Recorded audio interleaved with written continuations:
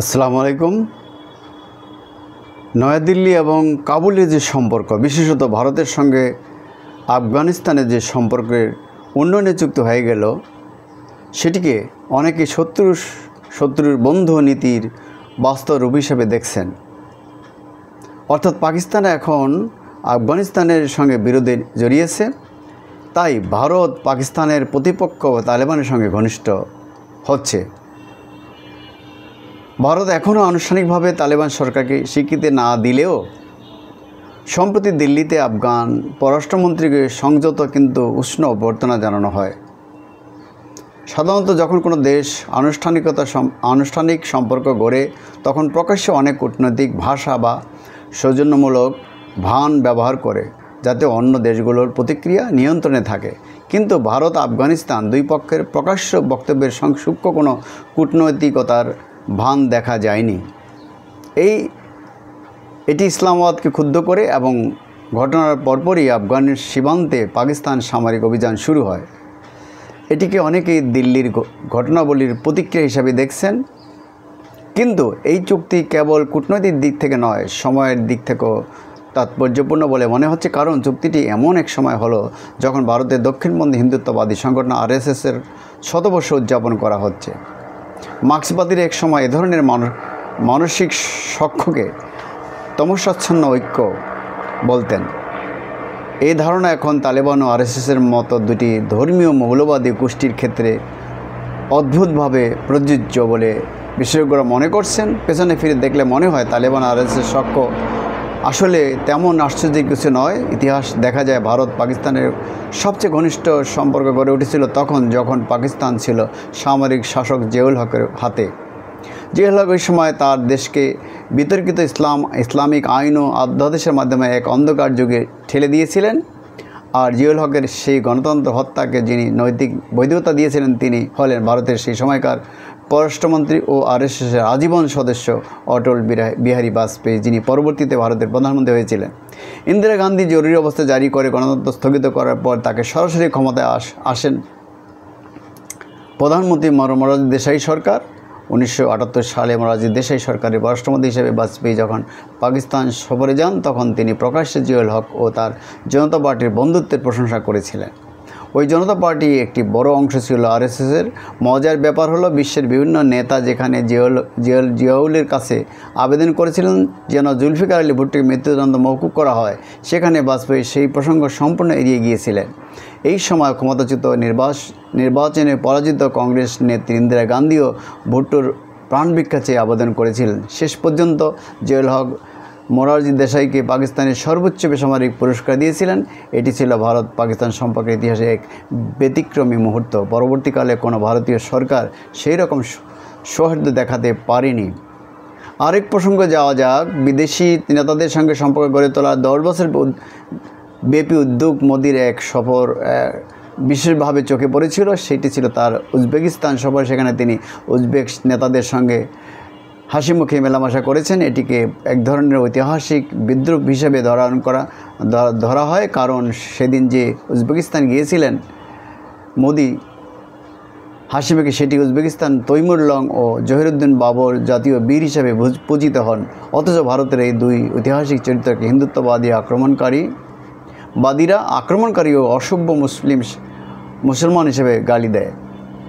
ভারতের সংঘ পরিবারের অনুসারীরা মুসলমানদের অপমান করে বাবরের আওলাদ বলে গালি দেয়। এই ঘৃণায়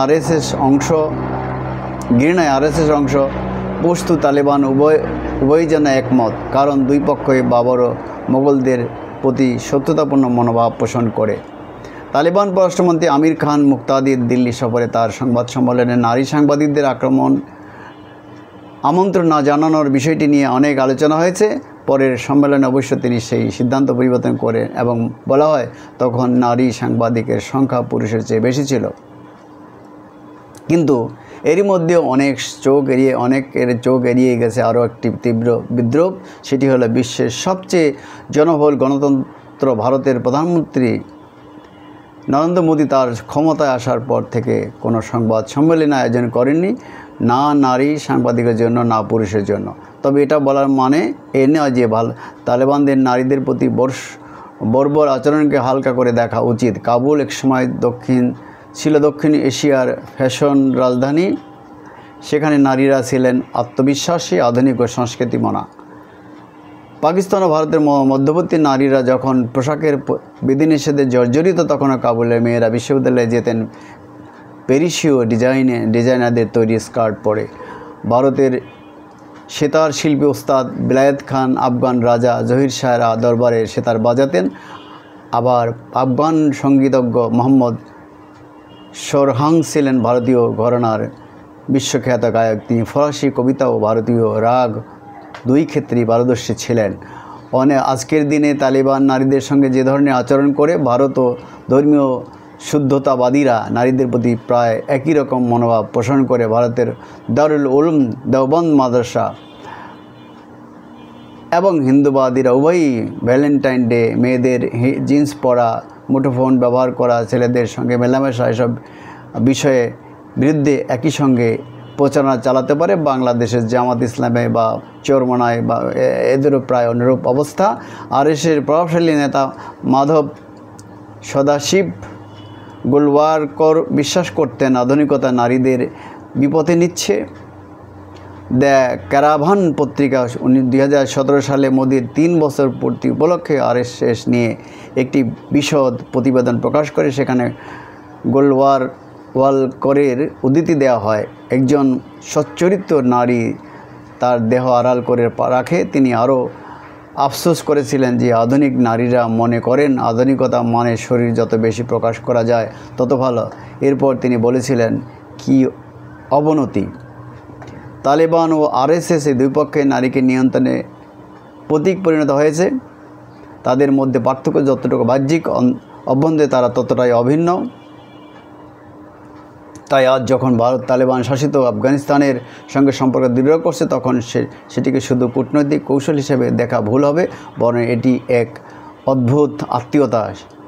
এখানে দুই ভিন্ন ধর্মীয় মতাদর্শ একই রকম রক্ষণশীলতার মাটিতে দাঁড়িয়ে একে অপরকে খুঁজে পেয়েছে। ফলে তাদের মধ্যে বন্ধুত্ব গাঢ় থেকে গাঢ়তর হচ্ছে।